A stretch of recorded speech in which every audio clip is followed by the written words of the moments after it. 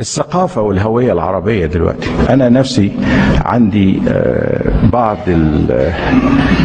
الخوف بالنسبة للعملية ديت، لأنه إحنا في بعض البلاد العربية، معرفش تونس إذا كانت بتعمل كده ولا لأ، بس عندنا الفكرة إن عشان نحل قضية التعليم يبقى نفتح مدارس خاصة كتير جدا، نروح للأجانب ونقول لهم أنتوا اللي تعالوا عشان خاطر تعلمونا التعليم الصح.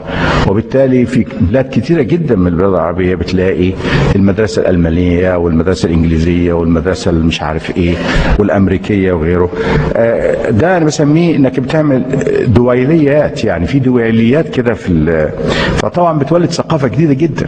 يعني الطالب اللي هيتخرج من المدارس ديت ما عاش الثقافة العربية بالحقيقية. وأنا أقول إن في احتمال كبير جدا إنه هيسيب بلده وهيروح حتة تانية عشان خاطر هو كان عايش في جزيرة في هذه البلد. دي كلها مشاكل لابد إن احنا نبص لها.